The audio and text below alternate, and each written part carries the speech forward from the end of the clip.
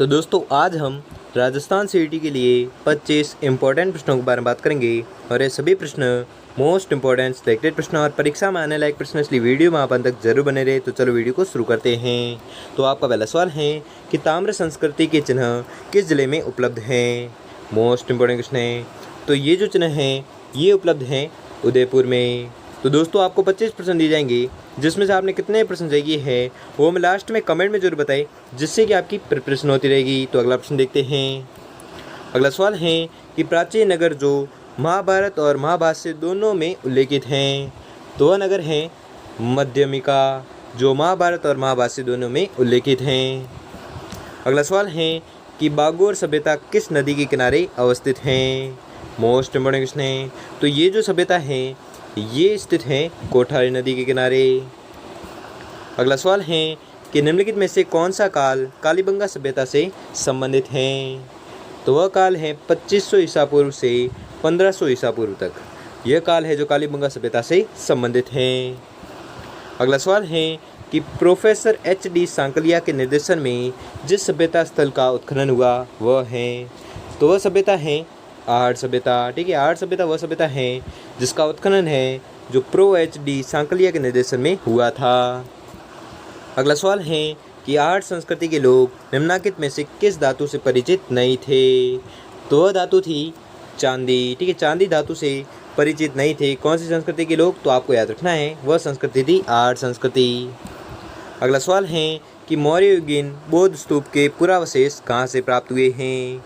तो ये जो प्राप्त हुए हैं ये प्राप्त हुए बेराट सभ्यता से। अगला सवाल है कि राजस्थान के किस जिले में डडीकर शैल कला पुरास्थल स्थित हैं। तो ये स्थित है अलवर जिले में। अगला सवाल है कि कालीबंगा का उत्खनन कार्य किसके नेतृत्व में निष्पादित हुआ था। मोस्ट इम्पोर्टेंट क्वेश्चन है। तो ये जो कार्य निष्पादित हुआ था ये हुआ था BB लाल के नेतृत्व में। अगला सवाल है कि गणेश्वर सभ्यता का उत्खनन कार्य किसकी देखरेख में किया गया था। मोस्ट इम्पोर्टेंट क्वेश्चन है। तो इसका जो उत्खनन कार्य किया गया था वो किया गया था RC अग्रवाल के नेतृत्व में। अगला सवाल है कि प्राचीन ताम्रवती नगरी को वर्तमान में कहा जाता है। तो वर्तमान में क्या कहते हैं। तो वर्तमान में से कहते हैं आहड़। अगला सवाल है कि अपोलोडोर्स का सिक्का किस पुरातात्विक स्थल से मिला है। मोस्ट इम्पोर्टेंट क्वेश्चन है और ये प्रश्न बहुत बार एग्जाम पूछा गया है, इसलिए इस प्रश्न को आपको रट लेना है कि अपोलोडोर्स का सिक्का है जो किस पुरातात्विक स्थल से मिला है। तो आपको याद रखना है ये मिला है रेड से। अगला सवाल है कि निम्नलिखित में से किस स्थल से इंडो ग्रीक शासकों के 28 सिक्के जो प्राप्त हुए हैं। मोस्ट इम्पोर्टेंट क्वेश्चन है और ये प्रश्न परीक्षा में आ सकता है कि किस स्थल से इंडो ग्रीक शासकों के 28 सिक्के जो प्राप्त हुए हैं। तो ये प्राप्त हुए हैं बेराट से। अगला सवाल है कि बागोर की सभ्यता निम्नलिखित में से किस जिले में स्थित थी। तो आपको याद रखना है ये थी भीलवाड़ा में। अगला सवाल है कि जीवंत स्वामी की धातु मूर्ति प्रतिहार कला जून 1986 को कहाँ प्राप्त हुई थी। मोस्ट इम्पोर्टेंट क्वेश्चन है और ये भी प्रश्न बहुत बार एग्जाम पूछा गया है कि जीवंत स्वामी की धातु मूर्ति है प्रतिहार कला जून 1986 को कहाँ पर प्राप्त हुई। तो आपको याद रखना है ये प्राप्त हुई थी बरवाला से। अगला सवाल है कि आहड़ का उत्खनन कार्य किसके नेतृत्व में निष्पादित हुआ था। तो आपको याद रखना है ये हुआ था HD सांकलिया के नेतृत्व में।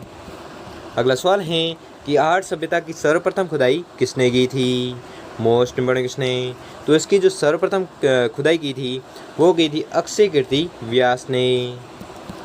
अगला सवाल है कि आहड़ में खुदाई से काले व लाल रंग के मृदभांड जो उपलब्ध हुए हैं उन्हें किस शैली में पकाया जाता था। तो आपको याद रखना है उन्हें पकाया जाता था उल्टी तपाई शैली में।